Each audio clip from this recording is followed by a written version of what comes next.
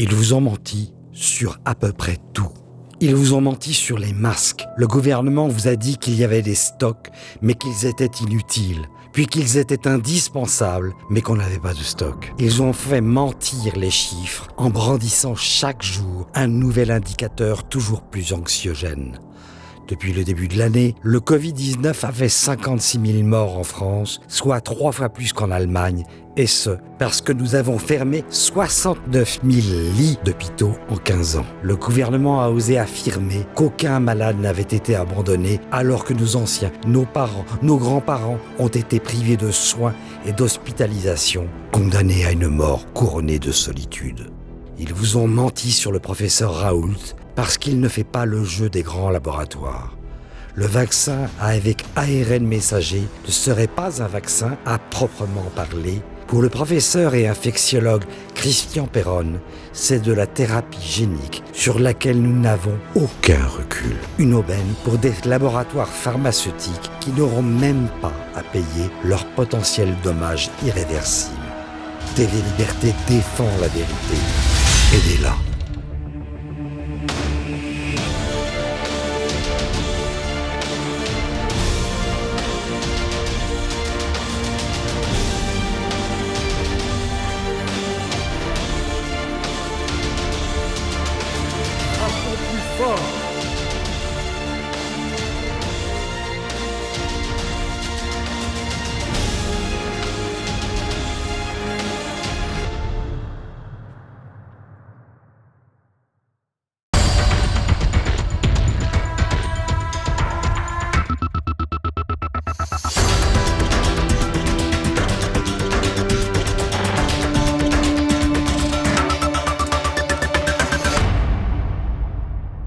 Bonjour à tous, bienvenue sur le plateau de Politique et Économie. Bonjour Pierre. Bonjour Olivier, bonjour à tous. Aujourd'hui, nous recevons Charles Gave. Bonjour Charles Gave. Bonjour. Alors, faut-il vous présenter à nos téléspectateurs? Je ne crois pas, mais j'ajouterai une petite présidence qui est la vôtre, celle du Biarritz Olympique. Absolument. Président d'un club de rugby, outre le fait qu'il est un financier et un économiste éclairé et éclairant. Vous savez que le rugby est le seul sport évangélique, parce qu'il vaut mieux donner que recevoir. Ah oui, d'accord. Ouais, c'est une approche que je n'avais pas envisagée. Alors, aujourd'hui, nous allons parler de deux grands sujets, n'est-ce pas, Pierre? Les élections américaines, parce que on va répondre à la question, y a-t-il ou non fraude? Mais l'important n'est pas seulement la fraude, c'est les scénarios qui se dessinent et que vous avez dessinés sur le site de l'Institut des Libertés. Je recommande d'ailleurs à nos téléspectateurs de se rendre régulièrement sur l'Institut des Libertés. C'est un régal intellectuel de lire les articles de Charles Gave et de Jean-Baptiste Noé et de M. Netter et d'autres. Bref, les élections américaines. Et puis en deuxième partie, nous traverserons l'Atlantique, si vous voulez bien, mais pas à la nage, et nous irons en Europe et surtout en France pour étudier les perspectives économiques qui sont les nôtres et particulièrement la question des dettes et la question de la monnaie.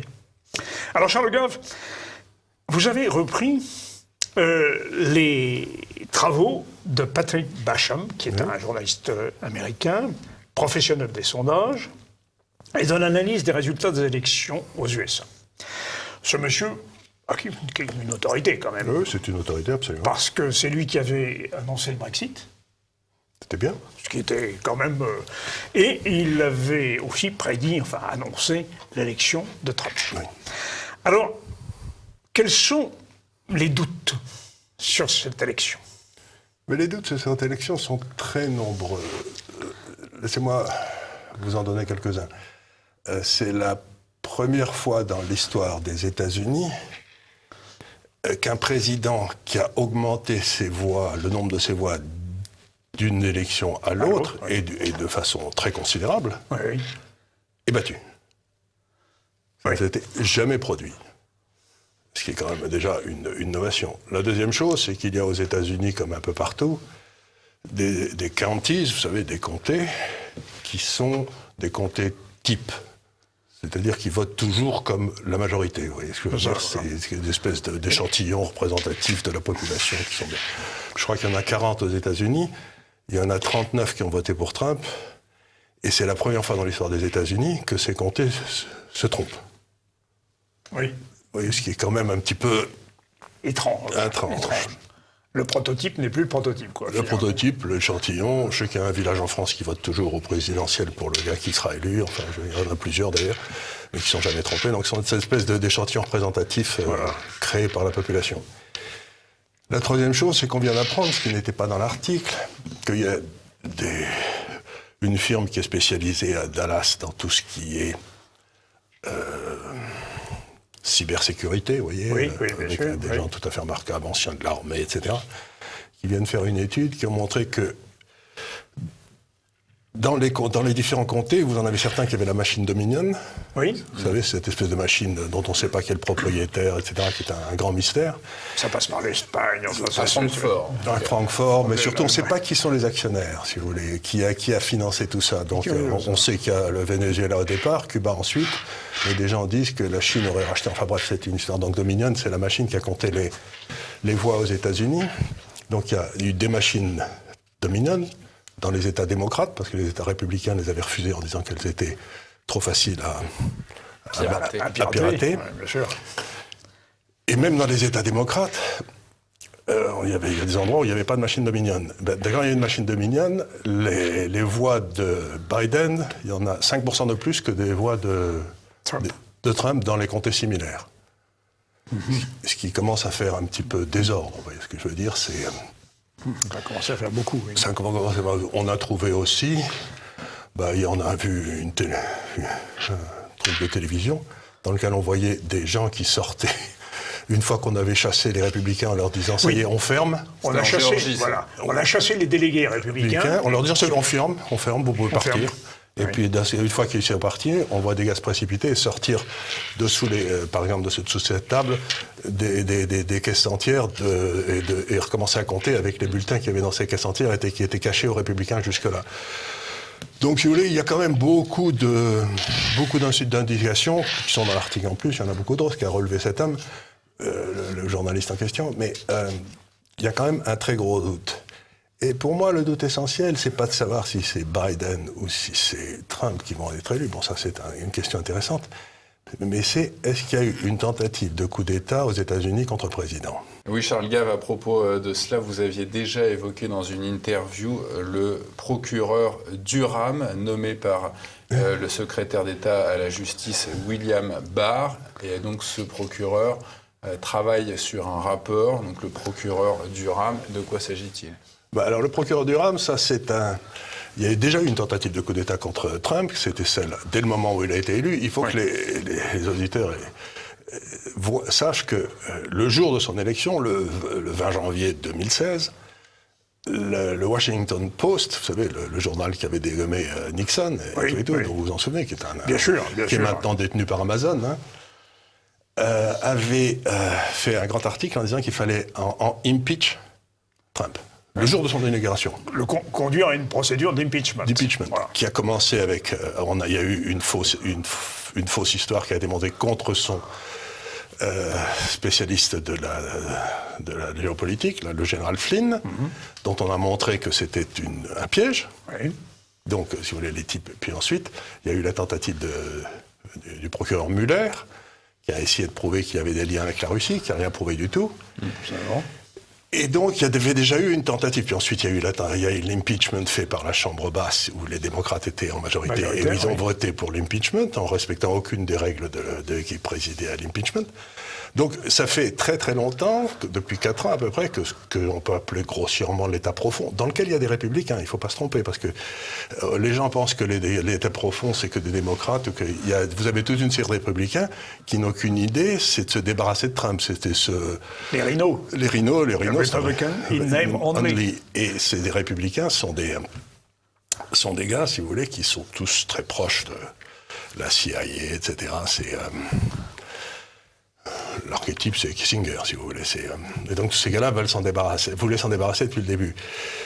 Et donc, devant toutes ces tentatives qui étaient quand même un peu douteuses, le président américain demandait à son nouveau ministre de la Justice, Bill Barr, de lancer une enquête pour savoir exactement comment avait commencé ce complot contre lui. Et il a nommé un procureur qui s'appelle le procureur Durham, qui est un homme qui était unanimement respecté, etc., pour voir un peu comment avait commencé ce complot contre Trump, il y a longtemps. Et ça fait 600 jours qu'il travaille dessus, et il n'y a pas un résultat qui est sorti encore. Donc les gens en arrivent à se demander, est-ce que par hasard Bill Barr, qui était le ministre de la Justice de Bush, ne ferait pas aussi partie de l'État profond. De l'État profond, etc. Donc, si vous voulez... Il a également déclaré qu'il n'y avait aucune preuve de fraude généralisée, ce Will Barr, lors de ce scrutin. De ce scrutin, ce qui est un petit peu gênant. Donc, les gens commencent à se poser des questions sur Bill Barr, parce qu'il faut bien savoir que la difficulté qu'a eu Trump, quand il est arrivé au pouvoir, c'est qu'il prenait des gens qui lui semblaient éminents, et tout et tout. Et puis en fait, c'était des traîtres, quoi. Il se révélait, oui. Il se révélait des traîtres, donc il a été obligé. Qui n'était pas la sienne, finalement. Non, mais non seulement ça, mais il travaillait contre lui. Il le trahissait. Donc par exemple, le ministère de la Justice aux États-Unis avait été complètement colonisé par des créatures d'Obama, depuis le patron du FBI jusqu'au ministre de la Justice, etc. Ce qui fait que vous savez qu'il y a une séparation des pouvoirs totale aux États-Unis. Oui. Donc, si le président ne peut pas actionner le ministère de la Justice, ou si le ministère de la Justice refuse de faire les enquêtes, il ne se passe rien. Vous avez un exemple parfait avec l'ordinateur du fils de Biden, Hunter, qu'on a trouvé donc en janvier 2020, et dont le FBI avait l'ordinateur. Et il ne s'est rien passé. Il n'y a eu aucune enquête, rien. Et ça a été rendu public que par le gars qui, Hunter, avait confié son ordinateur. C'est pas le FBI qui a dit, vous savez quoi, j'ai des documents là-dedans. Oui, c'est un réparateur d'ordinateur qui a prévenu le FBI en disant, voilà ce qu'il y a sur l'ordinateur de ce monsieur, et qui prouve que Hunter Biden entretient des relations d'affaires avec son père. Avec son père, et avec la Chine, et avec l'Ukraine. Voilà, surtout l'Ukraine, oui, bien sûr. Et la Chine aussi, pas mal. Ouais. Et la Russie aussi. Et avec M. Epstein aussi. M. Epstein, ça je sais pas. Mais en tout cas, ce que je veux dire par là, c'est que c'est extrêmement difficile de gouverner si dans le fond, quand on commet des crimes contre vous, la justice refuse d'enquêter. Oui. Vous vous retrouvez un petit peu démuni, quoi. Et comme vous avez la séparation des pouvoirs, le président ne peut pas donner d'ordre à la justice. Et donc il y a toute une série de mystères qui entourent cette présidence Trump, de gens dont on pensait qu'ils étaient des gens bien et tout, qui, dans le fond, lui faisaient des croche-pieds chaque fois qu'ils en avaient l'occasion. Alors la question qu'on peut se poser, c'est est-ce que Barr en faisait partie? Moi je ne le pensais pas, parce que je pensais que c'était un honnête homme, mais qui suis-je? Alors il y a une chose aussi qui est tout à fait curieuse, c'est que non seulement on s'attaque très durement à Trump, mais on promeut un candidat qui est quand même M. Biden, qui a des casseroles. Oh, mais il a un nombre de casseroles inimaginable. Alors, vous faites l'inventaire de ces casseroles, on peut en évoquer quelques-unes, mais enfin, bon, il s'est vanté d'avoir été reçu dans les premiers de sa promotion de Law School. Il était le dernier, en réalité. Enfin, il était dans les tout derniers. Il a prononcé un grand discours pour expliquer à quel point il avait eu une enfance malheureuse et tout, en parlant de son père mineur. Et en fait, c'était un discours qu'avait prononcé Neil Kinnock, qui était le Gallois, qui était l'opposant de Mme Thatcher. Exactement. Il avait fait du copier-coller. Mais il avait prononcé sans en changer un mot. Et donc pour raconter l'histoire de sa vie. C'est-à-dire que le type, on sait que, bon, il est... Oliver Twist. C'est Oliver Twist, exactement. Mais ce qui est très étonnant dans toute cette histoire, c'est que c'est aussi un type qui a été abominable lors de la confirmation des juges à la Cour suprême, si vous voulez. Il a dégommé Bork, qui était un homme remarquable. Il a essayé de dégommer Clarence Thomas, qui était un noir juriste éminent, etc. Pour ceux que ça intéresse, qui était un copain de Powell aussi, vous savez, le noir qui est tellement brillant aux États-Unis. Ah oui, Thomas Sowell. Ah oui, Thomas Sowell. C'est une merveille. Un universitaire noir extraordinaire. Extraordinaire, prodigieux. Il faut lire les bouquins. Ah oui, il faut lire les articles de Thomas Sowell. Alors là, c'est une merveille. Nous sommes très loin de Black Lives Matter. Ah oui, pas du tout. Et donc c'était un copain de Thomas Sowell. Et donc, si vous voulez, ce type n'a pas... Je vous donne un exemple. Thomas Sowell, je veux dire... le juge Thomas. Le juge Thomas était un homme... non, Bork. Bork c'est un homme très éminent. Et à un moment dans sa vie, juste avant d'arriver de postuler à la Cour suprême, il est allé faire des missions chez des autres avocats qui étaient extraordinairement bien payés, parce que c'était... Bon, vous savez ce que c'est les États-Unis, les avocats. Et donc, ce brave Biden l'a descendu de façon abominable en disant qu'il cherchait l'argent, que c'était un type qui était intéressé et tout. Et le pauvre Bork, et Biden le savait, sa femme était en train de mourir de cancer et il faisait des missions pour payer pour payer la maladie de sa femme. Les frais, oui. Les frais, et Biden le savait, et ça ne l'a pas empêché de dire toutes ces abominations contre Bork, etc., qui ont fini par lui... il a fini par avoir la peau de Bork, ce qui fait que dans le langage américain, maintenant, il y a une expression... Borked. Borked, ça veut dire que quelqu'un qui est descendu par de la calomnie abominable, quoi. Voilà. C'est vraiment être borked, ça veut dire être descendu par des gens qui utilisent tous les moyens pour vous avoir, quoi. C'est-à-dire, Biden, c'est un homme qui n'a aucune éthique. Ça rappelle quelqu'un. Pour revenir oui, c'est pas ce qui nous manque en France. Aux chiffres éventuellement de cette élection, ont-ils été reconnus aujourd'hui par, précisons aux téléspectateurs qu'on enregistre cet entretien le 8 décembre, où en sommes-nous dans la reconnaissance de ces chiffres par les parlements locaux américains? Alors il faut savoir, ça c'est une histoire très compliquée parce que la Constitution américaine a été faite par les pères fondateurs, comme chacun le sait, et le but c'était toujours de créer des contre-pouvoirs partout. Oui. Donc logiquement, si vous voulez, quand une élection a lieu et qu'elle est normale, c'est le gouverneur qui proclame les résultats. Mais si elle n'est pas normale, à ce moment-là, la décision revient aux parlements locaux, aux chambres de représentants et aux sénats locaux, c'est-à-dire d'ailleurs qu'il y en a 50 aux États-Unis. Parce que c'est à ces chambres et à elles seules qu'appartient la désignation des candidats. Donc, les gens pensent que par exemple, une série d'ignorants en France qui appellent le président Biden le président elect. Oui. L'élection du président aux États-Unis n'a pas eu lieu. Bien sûr. Elle n'a pas eu lieu. Elle aura lieu quand les candidats désignés par chacun des États voteront pour le président. Voilà. Quand les grands électeurs... Il y a des grands électeurs. Voilà. Mais les grands électeurs, s'il y a des informations nouvelles, peuvent prendre la décision de ne pas voter pour le gars qui a eu la majorité dans leur région. Eh oui. Ils sont autonomes, ils ne sont pas mandatés. Voilà. Ils n'ont aucun mandat. Ils n'ont aucun mandat. Donc la grande question qui se pose aux États-Unis aujourd'hui, c'est pour que le président soit élu, il faut qu'il ait 270 voix. Oui. La grande question, c'est que si, par exemple, les chambres de Géorgie, il y a 6 États qui sont en bagarre. Pennsylvanie, Arizona, Michigan, Arizona, Nevada, Alaska. Non, l'Alaska, c'est fait. C'est un républicain. D'accord. Il y a 6... Donc, si il y a 3 de ces États qui disent, écoutez, il y a eu tellement de fraude chez nous qu'on ne peut pas garantir que cette élection a été convenable, à ce moment-là, ils refusent de voter. Aucun des 2 candidats n'a 270 voix. Et à ce moment-là, ça passe à la Chambre des représentants nationale. La Chambre basse aux États-Unis. Et dans ce cas-là, ils votent 1 voix par État. Et il y a à peu près 27 États républicains et 23 États démocrates. Et ça n'a pas besoin de passer par la Cour suprême. Hein. Mais pourtant, les démocrates sont majoritaires. Ils sont majoritaires, mais il y a 1 voix par État. Ah, donc, la Californie et New York ont 1 voix. Ah oui, d'accord. Comme le Wyoming. Voilà. Oui. Qui est moins peuplé. Qui est moins peuplé. Et donc, le camp républicain l'emporterait dans ce cas-là? Le camp républicain l'emporterait. Il suffirait qu'il y en ait 3 sur 6 qui disent, écoutez, non, ça ne va pas du tout. Et ce qui est intéressant, c'est que je crois qu'il y a 5 de ces chambres sur 6 qui sont républicaines. Ah oui. Donc, alors, maintenant, il faut... donc, avec ces données, il faut esquisser des scénarios. Voilà. Alors, ces scénarios, vous en avez dressé à peu près 3, avec des sous-scénarios. Oui. On va essayer de les parcourir ensemble, parce qu'ils sont assez intéressants quand même. Oui. Premier scénario, vous n'y croyez pas beaucoup à ce premier. C'est Trump avait tout prévu, avec l'aide des services secrets de l'armée, il va tout dévoiler.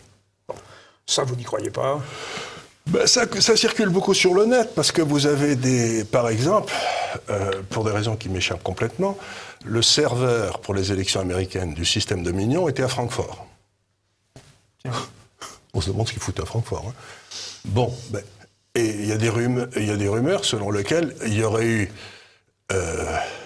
une prise de contrôle de ce serveur par les services secrets de l'armée américaine. Oui. Qui était quand même... Et vous savez où était le serveur à Francfort? Dans les locaux de la CIA. Ah, c'est curieux. Paraît-il. Donc ça veut vraiment dire qu'aux États-Unis, vous avez aujourd'hui une vraie guerre entre, en quelque sorte, les services secrets de l'armée, qui suivent Trump. Il ne faut pas oublier que le général Flynn voilà. était le patron des services secrets de l'armée, qu'il a été débarqué comme un malpropre par les équipes Obama, et ensuite traité de la façon dont on a vu. Et puis de l'autre côté, vous avez la CIA, le FBI, etc. qui sont... Donc vous avez une guerre des services secrets. Et ce que fait la CIA et le FBI, c'est d'essayer de faire un coup d'état de couleur, vous savez, comme ils ont fait en Ukraine, ou comme ils ont fait en Égypte, ou comme ils ont fait en Tunisie, etc. Voilà. Donc ça, c'est la thèse complotiste.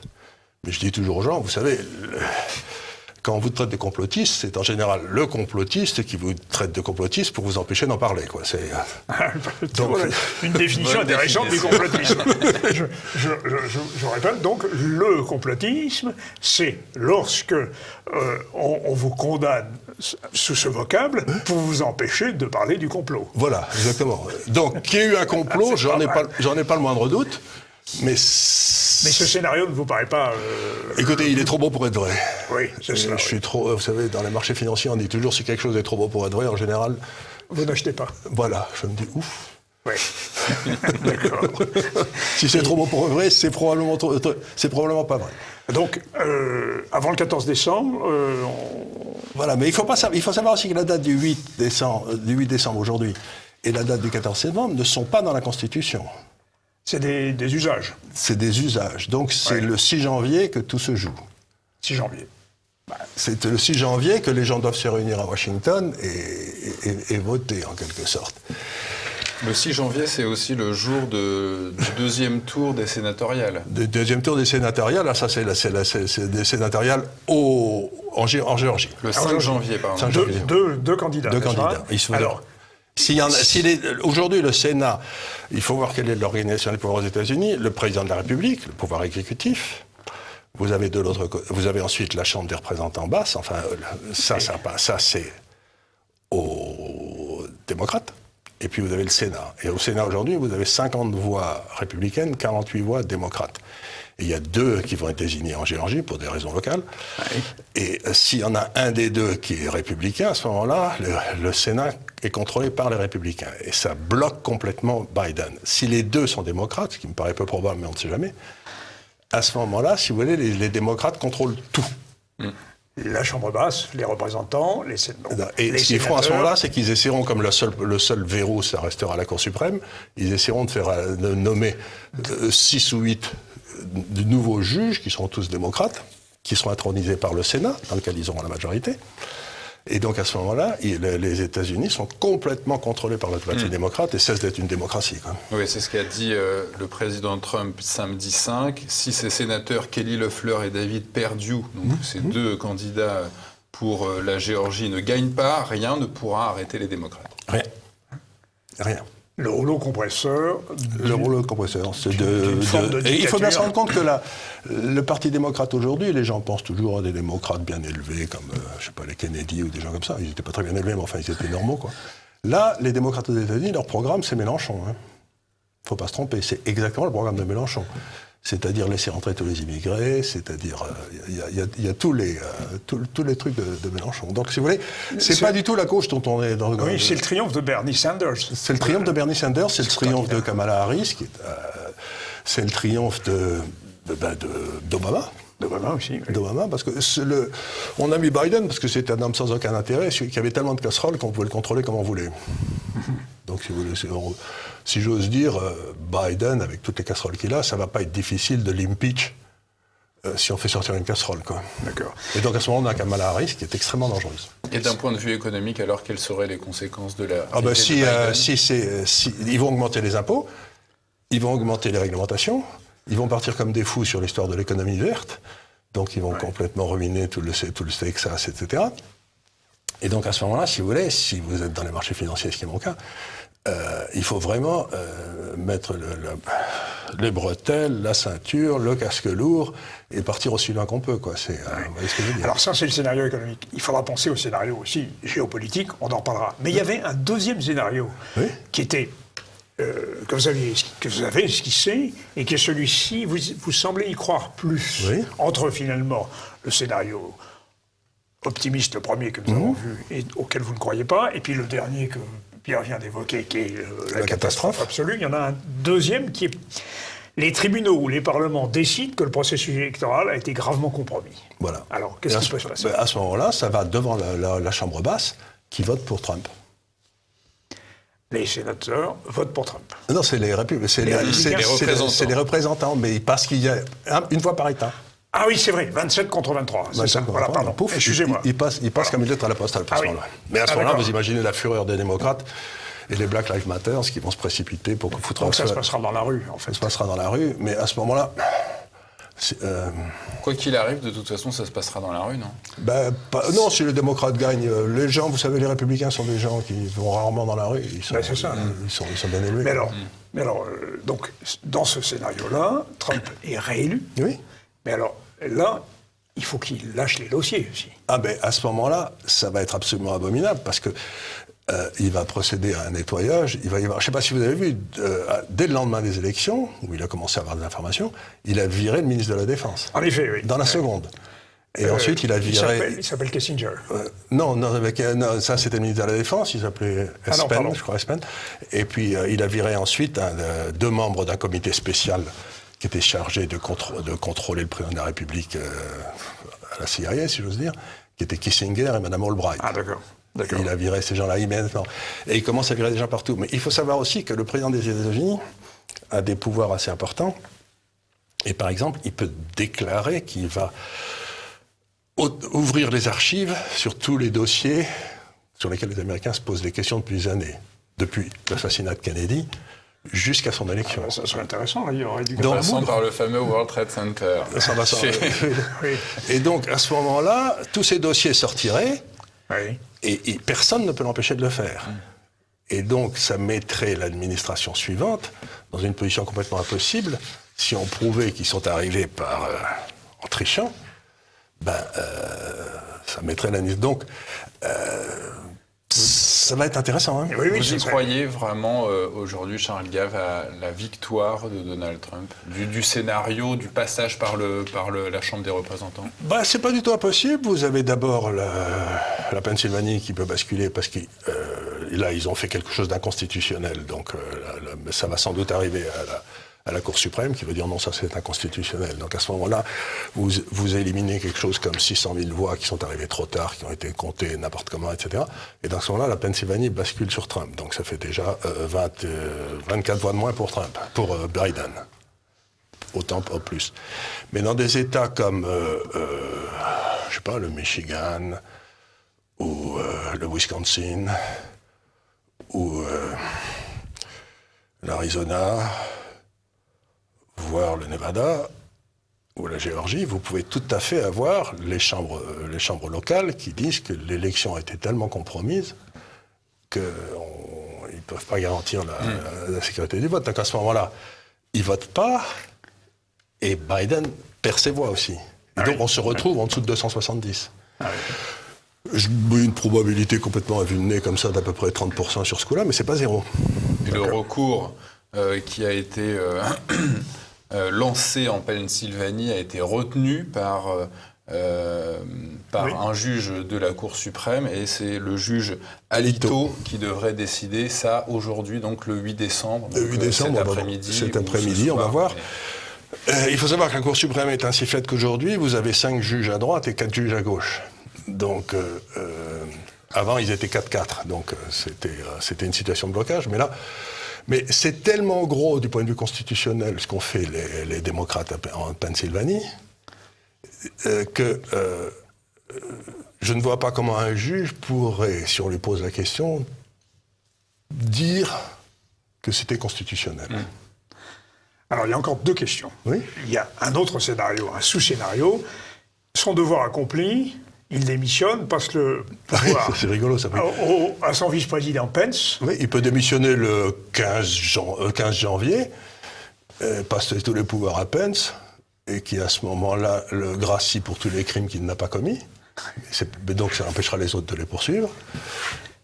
Et en même temps qu'il libère tous les dossiers dont je vous ai parlé tout à l'heure. Ça, il en a tout à fait le droit. Et donc l'état profond est mise à nu, en quelque sorte.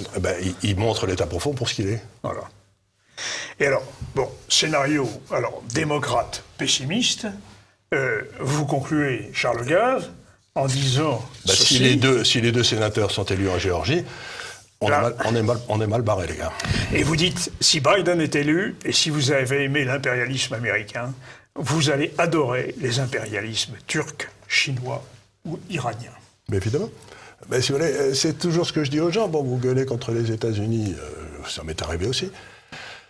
Mais il ne faut pas oublier que dans une ville, on a besoin d'un shérif.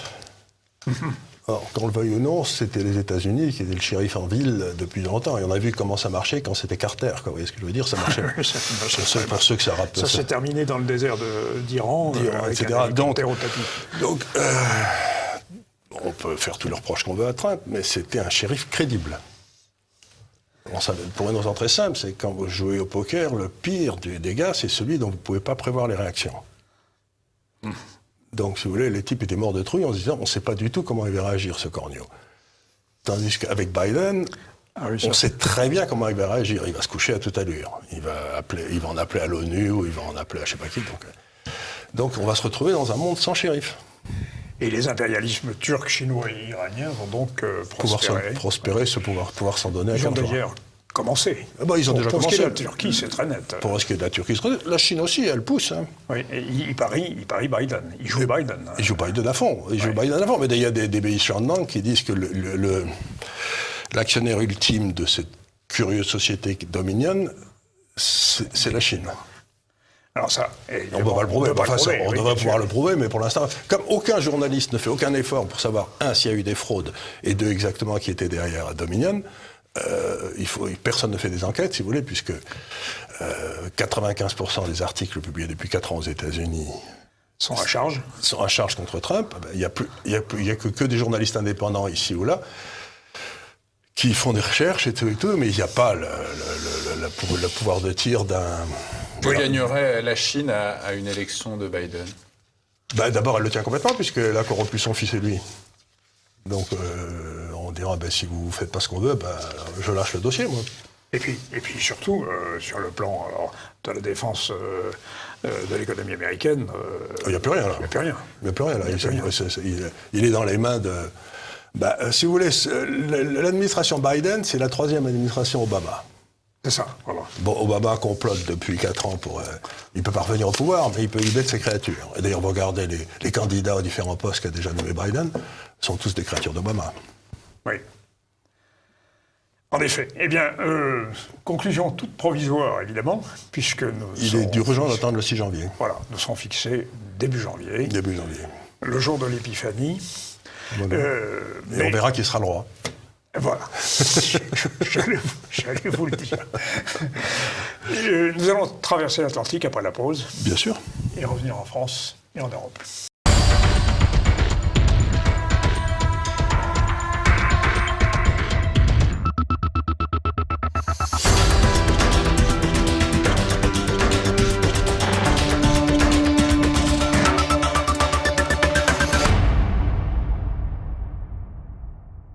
Alors, Charles Gave, nous sommes maintenant en France et en Europe, et les choses se présentent finalement assez mal quand même, après ce deuxième confinement, qui n'est pas tout à fait déconfiné d'ailleurs, au jour où nous nous exprimons.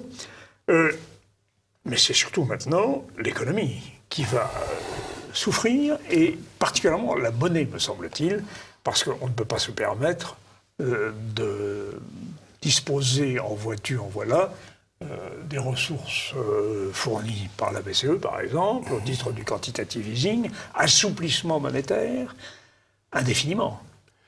Si vous voulez, c'est une des plus vieilles erreurs faites dans la politique en général. Et ça remonte, donc je crois que le premier cas, c'était en 700, dans notre ère, où il y avait eu un régime chinois qui avait essayé de foutre en l'air la monnaie. Il y a une différence essentielle que vos lecteurs doivent comprendre entre création de monnaie et création de richesse. Oui. Ça n'a strictement rien à voir. En fait, une création de monnaie débridée empêche la création de richesse, puisqu'elle permet à des gens qui ne devraient pas survivre de survivre. Alors, c'est ce qui se passe depuis 2008. C'est ce qui se passe à peu près depuis 2008. Donc vous maintenez en vie ce qu'on appelle des zombies. Et ces zombies, si vous voulez, comme ils ne sont pas rentables et qu'ils empêchent les autres d'avoir une rentabilité normale, parce qu'ils vendent à perte, ou tous ces trucs-là.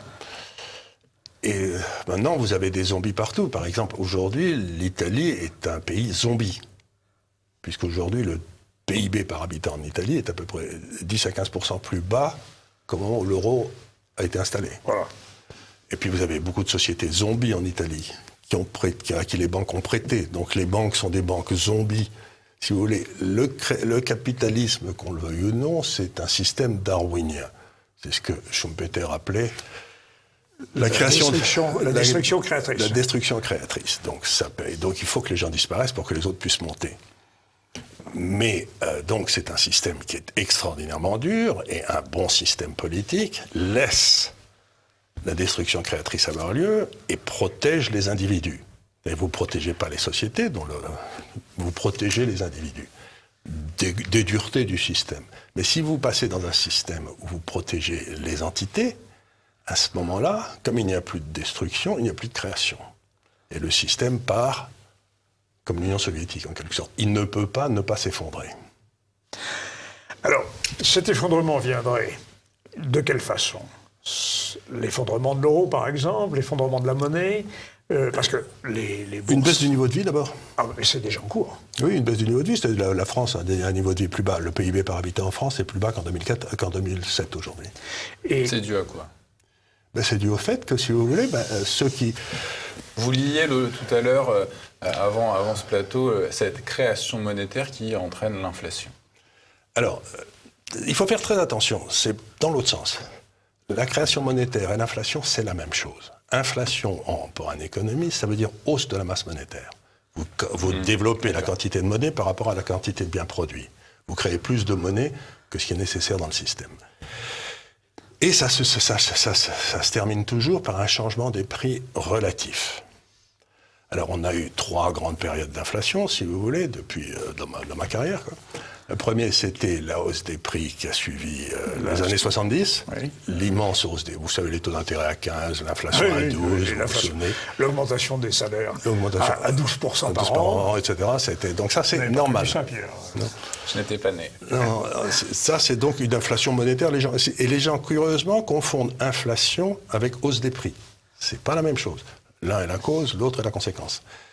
La deuxième grande hausse monétaire, la grande période d'inflation, ça a été les années Bernanke aux États-Unis et Yellen, où ils ont augmenté terriblement la masse monétaire, mais cette fois-ci, les prix qui ont monté, c'est les prix des actifs, immobiliers et actions. C'est ça. Ça fait baisser les taux d'intérêt, donc ça fait monter l'immobilier et la bourse. Bon, ça, c'est fini. Maintenant, nous en sommes à la troisième, et qui est complètement débridée, celle-ci. Et je crois que la troisième, ça va se passer par un écroulement des pays, des monnaies des pays qui ont monétisé par rapport aux pays qui n'ont pas monétisé. Je vous donne un exemple rapide. Dans les années 70, le prix du pétrole, au début, était à $1 le baril. Ouais. À la fin des années 60, le début des années 80, il était à 33. Voilà. Donc vous imaginez le choc économique que ça représente. Ça a été absolument épouvantable. Et il y a eu 2 sortes de pays. Ceux qui ont monétisé le déficit, les États-Unis, la France, l'Italie, la Grande-Bretagne, et ceux qui ont refusé de monétiser le déficit, qui ont dit on refuse, notre masse monétaire va rester sous contrôle. C'était l'Allemagne, la Suisse et les Hollandais, les suspects habituels. Et dans les 10 ou 15 ans qui ont suivi, les monnaies de ces 3 pays sont montées comme des folles, avec des taux d'intérêt qui baissaient très fortement. Et donc le meilleur investissement que vous pouviez faire en 1978, c'est que vous achetiez une obligation allemande à 20 ans à 8% de rendement, et vous partiez en vacances jusqu'à la fin de vos jours. C'était très bien. Vous remplacez la monétisation des prix du pétrole par la monétisation du Covid, et vous êtes exactement dans la même situation. Et vous avez donc les États-Unis et l'Europe qui ont monétisé, et l'Asie qui a refusé de monétiser. Donc les monnaies asiatiques vont monter. Donc les monnaies asiatiques vont monter. Et ce qui va se passer, c'est qu'à la place d'aller nous passer nos vacances en Thaïlande, c'est des Thaïlandais qui vont venir passer leurs vacances dans la Creuse, quoi. Vous voyez ce que je veux dire ? On va avoir un décalage des monnaies asiatiques gigantesque. Les monnaies asiatiques vont monter quand les nôtres vont descendre. Ben évidemment. Donc ça va avoir une baisse du niveau de vie relatif vis-à-vis de l'Asie gigantesque. Alors ça, c'est quand même on ne l'a pas beaucoup entendu, on ne l'a pas lu dans les journaux spécialisés, c'est quand même très intéressant. Bon, ça fait jamais que 2 ans que je dis à tout le monde d'acheter des obligations chinoises. Hein. Et d'acheter des yuan, éventuellement, des renminbi. Des renminbi, exactement. Bon. Mais alors, vous avez remarqué que depuis une semaine, le dollar... Commence à se péter la gueule. Voilà. Est-ce que ce serait ce signe-là? Ben, c'est peut-être le début, mais à ce moment-là, si vous voulez... En quelque sorte, entre le dollar et l'euro, c'est un concours de laideur. Vous savez pas lequel des deux va plonger plus vite. Pendant les années 70, de temps en temps, c'est la lire qui se prenait un pain, ou c'était le franc français, ou c'était la livre. Mais l'ordre des pains n'était pas parfaitement logique, quoi. C'était... Ça, Trump n'y pourra rien. La seule chose que peut faire Trump, s'il est réélu, revenons en arrière. Si Biden est élu, la première des choses qu'il va faire, c'est remettre des tas de réglementations écologiques, etc., sur les sociétés. Trump a supprimé plus de 1000 réglementations mises par Obama sur les sociétés. Donc, Trump a maintenu, dans une période très difficile, la rentabilité du capital investi sur les affaires aux États-Unis. Mais si Biden arrive, vous êtes certain que la rentabilité du capital investi aux États-Unis va se ratatiner, et à ce moment-là, vous n'avez plus aucune raison de rester aux États-Unis. Vous voyez ce que je veux dire? C'est-à-dire, si Trump revient, oui, les gens se diront « Ah ben, ça va, le dollar, c'est le dollar, il y a toujours les États-Unis, puis l'économie marche bien, les sociétés gagnent de l'argent, donc je reste aux États-Unis. » Mais si Biden arrive, tout le monde va se dire « Entre l'écologie et tout ça, on est parti pour un tour, moi, je me barre. » En Chine. Une baisse du dollar continue. En Asie. Donc une baisse du dollar qui Une baisse du dollar considérable. Oui. Mais à ce moment-là... si le dollar baisse beaucoup, l'Italie saute. Eh oui, voilà. Donc, si vous voulez, il y en aura le deuxième pion qui va tomber, quoi. Et si l'Italie saute? Et la France aura du mal. La France aura du monde. Est-ce que l'Union européenne sautera de cette façon? C'est toujours pareil. Ça fait déjà un petit moment qu'elle saute. Regardez, la Grande-Bretagne est en train de sortir. Vous avez la Hongrie et la Pologne et la Slovénie qui disent « Allez vous faire cuire un œuf. Nous, on n'accepte pas que vous décrétiez quel est le bon état de droit. Le bon état de droit, le rule of law. Donc, l'Europe, vous savez, quand j'avais écrit mon livre en 2001, je crois, qui s'appelait « Des lions menés par des ânes », j'avais dit l'euro va tuer l'Europe que j'aimais. C'est-à-dire celle de la diversité, chacun faisait ce qu'il voulait, de la subsidiarité. Et c'est ce qui est en train de se passer. L'Europe est en voie de destruction par les gars qui veulent créer un État européen. Et ça n'est pas possible. Et ça n'est pas souhaitable, en plus. Et l'euro est l'instrument de sa destruction. Et l'euro est l'instrument de sa destruction. Donc, et l'euro est l'instrument de la destruction de l'Europe. C'est par l'euro qu'on a essayé d'enlever la souveraineté aux Européens. Mais c'est par l'euro aussi que certains ont voulu faire l'Europe. Eh bien, ils ont voulu faire une Europe. Vous savez, vous avez 2 Europes possibles, c'est toujours ce que j'essaie d'expliquer aux gens. Vous aviez l'Europe chrétienne de 1250, de Saint-Louis, où il y avait la papauté qui était Bruxelles, qui arbitrait les conflits du mieux qu'elle pouvait. Et puis chacun était chez lui, quoi. C'était la règle de la subsidiarité qui venait de l'Église. Vous savez, vous aviez la paroisse, et puis l'évêché, et puis le primat, et puis, puis ça montait comme ça, quoi. Mais vous faisiez ce que vous vouliez dans votre coin. Et puis vous avez l'Europe de... Charles de Gaulle n'est pas très ultramontain. Non. Et pas du tout. Si, ultramontain, je le suis assez, parce qu'à l'époque, le roi de France, il disait... le roi de France est empereur en son royaume. Oui. Donc, si vous voulez, c'était une déclaration de souveraineté de la France. Voilà. Mais vous en avez qui n'étaient pas d'accord. Et puis vous avez la deuxième Europe qui était de recréer l'Empire romain. Vous avez l'Europe liberté, diversité, et vous avez l'Europe centralisée, puissance. Fédérale. Et ce qui va le créer, c'est cette Europe, le projet impérial. Un deuxième États-Unis. Un deuxième États-Unis, mais c'est pas parce que vous mettez 2 mulets ensemble que vous allez créer un pur sang, quoi. C'est... Vous voyez ce que je veux dire? Alors qu'on avait des tas de petits pur sang en Europe qui se débrouillaient très très bien, merci. Vous avez qu'à voir comment marche, par exemple, la Suisse, etc. Ça va très bien. On a essayé de remplacer ça par un gros État fédéral. Par exemple, les 750 milliards d'euros qui doivent être distribués là, dans les années qui viennent, au titre de ces imbécilités, vont être distribués de façon centralisée par Bruxelles. Oui. Et donc, le type à Bruxelles, il va savoir de quel pont on a besoin en Andalousie, quoi.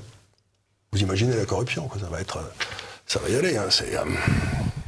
Donc, grosso modo, on est en train...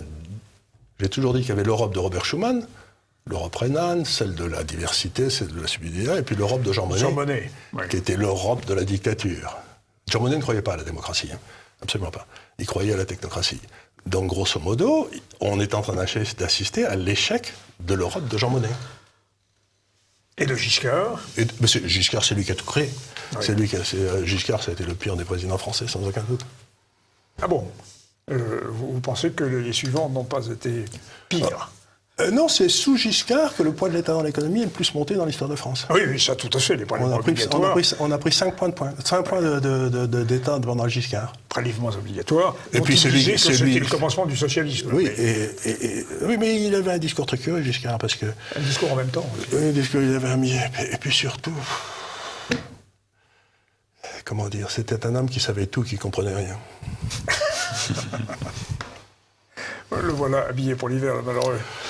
Mais écoutez... C'est son épitaphe. C'est son épitaphe, mais je l'ai rencontré à plusieurs reprises. Ah oui, vous l'avez rencontré. C'était un homme qui vous méprisait parce qu'il était plus intelligent que vous. Pensait-il. Oui. Ce qui n'était pas le cas. Évidemment, il avait cumulé...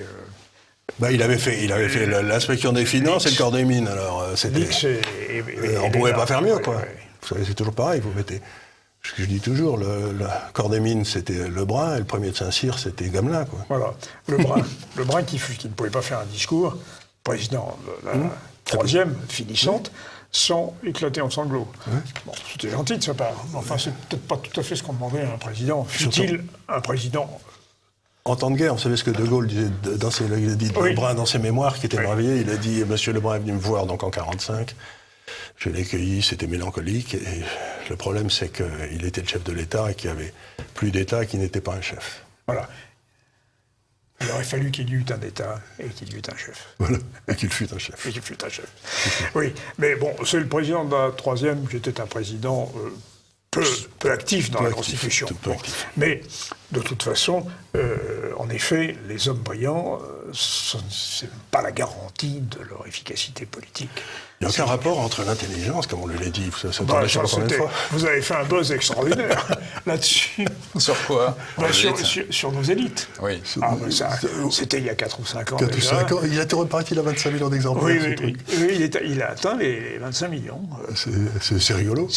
Alors, vous faisiez une critique de nos élites et vous preniez comme exemple ce pauvre Bruno Le Maire qui ne savait pas combien il y avait d'hectares combien il y avait de mètres carrés dans un hectare. Dans Voilà. un hectare, Bon. et qui ne savait pas faire une règle de 3. Alors peut-être que justement on peut enchaîner avec Bruno Le Maire qui, pour voir les perspectives économiques de la France en 2021, table sur une hausse du PIB de 8%.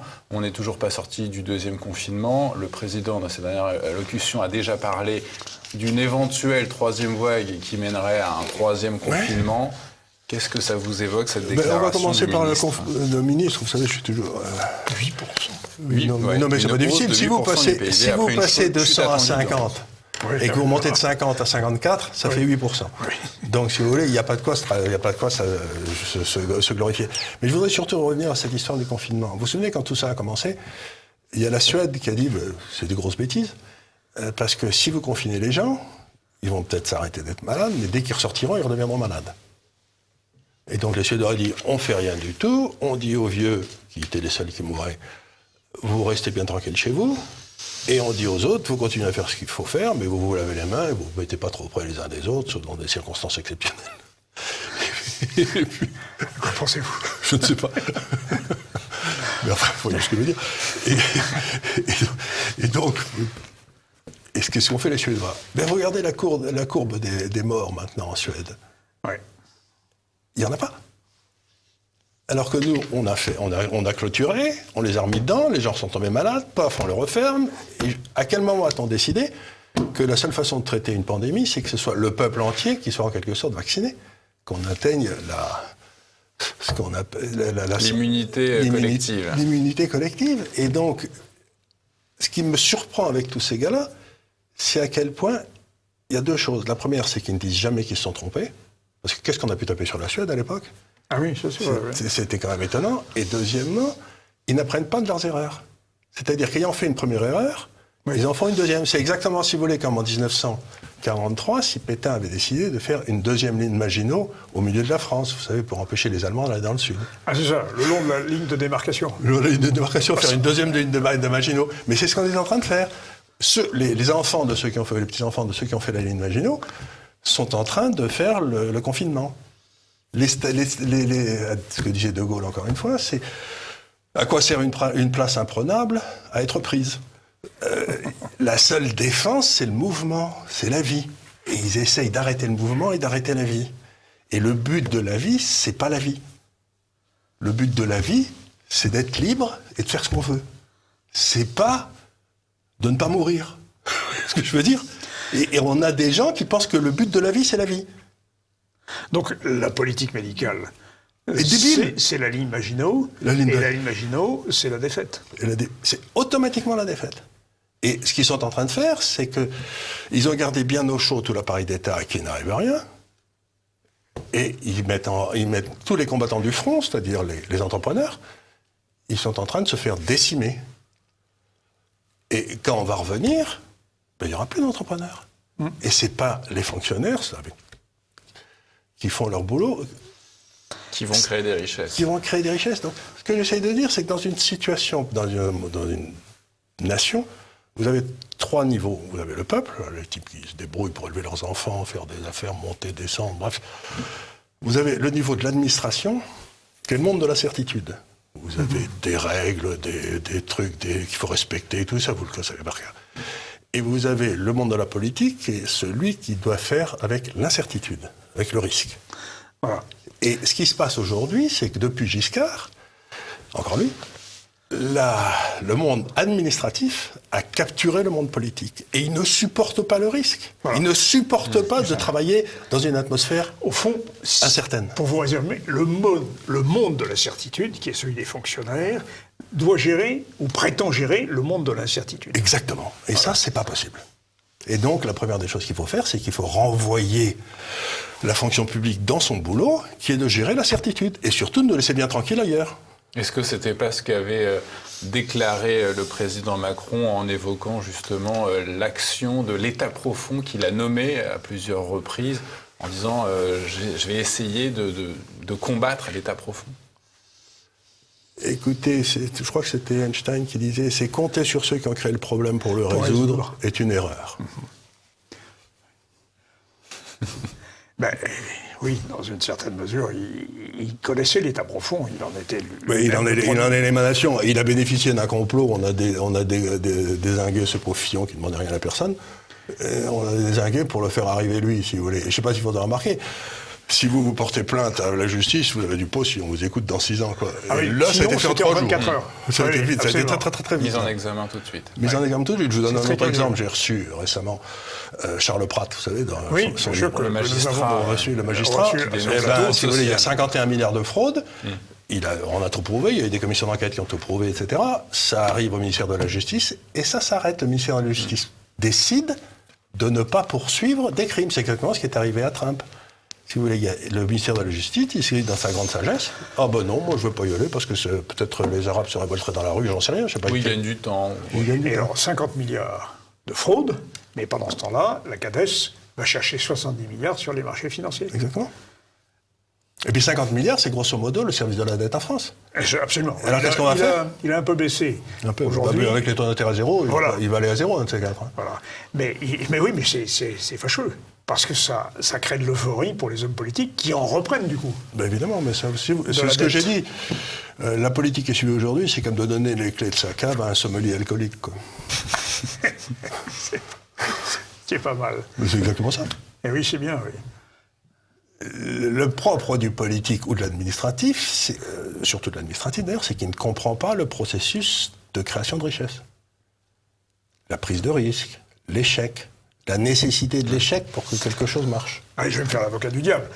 Monsieur le maire, dont nous avons dit pique-pendre tout à l'heure, a quand même dit que tout ça, il va falloir payer. Et il va falloir payer toutes les générosités de l'État.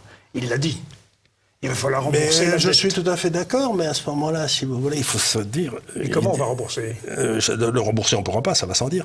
Mais tant que les taux d'intérêt sont à zéro, ils s'en foutent, puisque la charge de la dette, ça ne coûte rien. Ah oui. Oui. Même ça rapporte. C'est en négatif. C'est très généralement négatif. Mais alors, donc les impôts ne vont pas augmenter. Et pourtant, Mais les zombies vont rester. ah oui. Et donc vous allez continuer à payer des gens. Pour reprendre une expression de Milton Friedman, dont tout le monde sait que je l'aime beaucoup, bien que c'était... il mangeait 2 petits-enfants à chacun des petits déjeuners. Oui. C'était... mais Milton Friedman disait, si vous payez les gens de rien foutre, et si vous taxez ceux qui bossent, faut pas s'étonner si le chômage augmente. Ben, c'est ce monde-là dans lequel on rentre. C'est-à-dire, on paye les jeunes à rien foutre, on embête ceux qui travaillent et qui créent de la richesse. Donc, moi, quand je suis arrivé à Hong Kong, il y avait 5000 Français en 2000. Quand je suis parti, il y en avait 25 000, tous entrepreneurs. Eh oui. Parce que, si vous voulez, le gars qui a comme vocation de créer de la richesse, aujourd'hui en France, il est dans une société, etc., il a du pot s'il lui reste 20% une fois qu'il a, quand il a payé. Et s'il saute, il a droit à aucun des avantages sociaux. Oui. Donc, si vous voulez, il y a un biais. Ils ont bâti un système qui interdit aux gars qui veulent prendre des risques de réussir. Et donc, ce faisant, ils ont créé l'Union soviétique. Je vous donne un autre exemple, par exemple, qui me frappe en ce moment, qui me laisse absolument pantois. L'économie, ça n'est rien d'autre que de l'énergie transformée. Vous avez besoin d'énergie, vous la prenez, et puis vous faites une voiture avec, ou non, c'est rien. L'économie, c'est de l'énergie transformée. Rien ne se perd, rien ne se crée, Rien tout ne se perd, transforme. absolument. Finalement, c'est Lavoisier. C'est Lavoisier. C'est un économiste. Mais exactement, c'est-à-dire les physiciens sont très souvent bien meilleurs économistes que les mathématiciens. Parce qu'ils ont cette notion d'entrée et de sortie, si vous voulez. C'est pas un truc complètement théorique. Bien. Or, on vient de nationaliser, dans tous les pays développés, l'énergie. Avec le truc vert, là. Donc, on est en train de vivre une nationalisation de toutes nos économies par le biais de l'énergie qui permettra à ces gens-là, qui en général ne savent pas faire une règle de 3, comme dans un millénaire, de décider ce qui est bon et ce qui n'est pas bon dans les 30 ans qui viennent. Donc, il faut bien vous rendre compte que nous ne sommes plus entre la monnaie et l'énergie, nous ne sommes plus du tout dans une société capitaliste, dans une société où la prise de risque est rémunérée. Maintenant, la prise de risque, c'est de découvrir là où va arriver la prochaine subvention. Mais ça ne veut pas dire création de richesse. Captation de richesse. Ça veut dire transfert de monnaie par un État qui imprime de la monnaie, alors qu'il n'y a pas création de l'autre côté. Au bout, c'est la création de ce revenu universel, Charles Gave. Ah ben le revenu universel, encore une fois, j'aimerais rien foutre. Moi, vous savez, encore une fois, Milton Friedman, parce qu'il avait tout vu, tout compris. Lui, ce qu'il disait, c'est qu'il était tout à fait pour le revenu universel. Oui, j'allais vous le dire, oui. Il était tout à fait pour le revenu universel, mais il disait, par exemple, si le SMIC est à 1200, allez, et le gars, il rapporte à son patron éventuel que 800, oui. Ben, il y aura du chômage. Parce que le patron ne va pas l'embaucher, un type qui coûte 1200 et qui lui rapporte 800. Donc ce qu'il faut faire, c'est que l'État fasse la différence entre 800 et 400, et donc lui donne 1200, alors qu'en fait il n'en vaut que 800. Et puis s'il monte, une fois qu'il a appris son boulot, il va pouvoir monter à 1300, 1400, 1500, et on diminue ce que donne l'État au fur et à mesure du concurrence de ce mode. Donc ce que dit Milton Friedman, c'est qu'il faut remplacer toutes les allocations chômage et tout cela pour les types qui bossent, qui acceptent un job, une espèce de prime à la formation, de façon à ce qu'ils arrivent au niveau normal, et s'ils n'y arrivent pas, mettons un type qui n'est probablement pas doué, qui reste à 800, ben à ce moment-là, c'est une solidarité nationale, et c'est l'État qui paye pour que le gars il ait un revenu normal, quoi. C'est un peu ce qui se passe avec le RSA. Oui, c'est ça. C'était un petit peu l'idée du RSA, malheureusement. Non, mais ça veut dire aussi que l'État, en quelque sorte, il y a l'idée d'impôt négatif derrière. Voilà. Le type qui ne gagne pas assez, la communauté lui redonne de l'argent à du concurrence. Ce qui est bien, parce que ça amène les gens à travailler, ça amène les patrons à embaucher des gars. Ça me paraît extraordinairement intelligent, ça. Je ne pense pas que la conception du salaire universel, du revenu universel, par la majorité des gens, soit celle-là. Non, mais c'est pas... par exemple, Milton Friedman avait aussi dit, comme le système éducatif se ratatine partout, il faut... chaque enfant a droit à une bonne éducation, premier point. Deuxième point, cette éducation doit être payée par les impôts. Et troisième point, est-ce que ça doit être donné par des fonctionnaires d'État dans l'éducation nationale? Il dit, il n'y a aucune raison. On donne un ticket à chacun, et qui choisit l'école de son choix. Donc les bonnes écoles se développent, les mauvaises écoles ferment. Et puis on arrête toutes ces bêtises. De la carte scolaire. De la carte scolaire, de le syndicat qui contrôle là où vous allez exercer, etc. Donc il faut, en quelque sorte, il faut avoir le choix. Donc vous réintroduisez le marché dans l'éducation sans réintroduire l'argent. Ce qui est extraordinairement intelligent. Le bon scolaire, ou le Le chèque bon scolaire. Le chèque scolaire, c'est ça. On a aujourd'hui appris que Mais c'est ce qu'ils ont fait aussi, les collégiens Suédois. européens étaient les plus nuls d'Europe en sciences. Oui, Les bien sûr. collégiens français. Oui, pardon. Collégiens sûr, français, oui. Et en Suède, par exemple, c'est ce qu'ils ont fait pour l'éducation, mais c'est ce qu'ils ont fait aussi pour les retraites. Ils ont dit, bon, les retraites, etc., et vous avez le choix entre 5 ou 6 gros fonds de pension, certains risqués, certains pas risqués, etc. Et donc, il n'y a pas de négociation tous les ans pour savoir quel que va être le point de retraite et tout ça. Vous avez préparé votre choix, démerdez-y. Alors, il y a peu de chances que tout ça se fasse dans les mois qui viennent. Surtout avec des gars qui sont obsédés. Vous avez deux sortes de gens, ceux qui croient à la liberté, ceux qui croient au contrôle. Moi, personnellement, je crois à la liberté. Je crois que chacun essaye de s'épatouiller du mieux qu'il peut. Et surtout, laissez-moi bien tranquille, quoi. Et le Covid a considérablement renforcé Le contrôle. la propension au contrôle. Exactement. C'était une... Mais pas en Suède. Ah non. Vous voyez ce que je veux dire, c'est que c'était pas le Covid qui nous y obligeait. C'est les réflexes de la classe dirigeante qui, devant un problème, ne voient qu'une solution, c'est le contrôle. Ils ne pensent pas de dire aux Français, écoutez les gars, vous êtes des grands garçons, faites comme vous voulez, vous allez à la messe si vous voulez, mais vous ne mettez pas trop près de la personne d'à côté. Et ce que je veux dire, non. Et vous vous réunissez à plus de 6 à Noël, mais si la famille est plus nombreuse que 6, je suggérais la chose suivante, c'est que le père de famille exclut et les envoie dans une étable où ils trouveront peut-être un bœuf. Un âne. Et l'âne, non, Surtout l'âne- s'il y a une main, surtout l'âne, on le fera venir de Bercy. Voilà, par exemple, il attendait là aussi. Mais Non mais vous avez parfaitement raison, mais tout ça c'est des bêtises, parce que, encore une fois, le but de l'homme, il est né libre. Et partout, il est dans les chaînes. Mais les chaînes aujourd'hui, elles ne sont pas mises par le monde capitalistique ou le patronat, elles sont mises par l'État. Aujourd'hui, nous avons un coup d'État, des États, pour accroître leur contrôle sur chacun d'entre nous. J'ai jamais vu une perte de liberté en 2 ans comme je l'ai vu depuis 2 ans. ça pourrait constituer la conclusion de notre entretien, parce que, en effet, nos libertés, en 2 années, ont considérablement régressé. Sous le gouvernement d'un homme qui se réclamait quand même des libertés et du libéralisme. Non, ça, le libéralisme, vous savez, c'est un mot c'est un gros mot et tout. Oui, oui, très gros. C'est très étatiste. Hein. C'est comme Giscard. C'est comme Giscard qui disait qu'il était libéral avancé. Ouais. Dès que vous mettez autre chose derrière le mot, c'est comme la justice militaire. Si vous savez, c'est des choses. Il y a la justice et la justice militaire. Et ben là, le libéralisme avec quelque chose avancé, derrière. il est plus avancé que Il n'y a pas de libéralisme. la liberté. La seule chose qui compte, c'est la liberté. Merci Charles Gave. Merci beaucoup. Merci Pierre, et à très bientôt, chers téléspectateurs.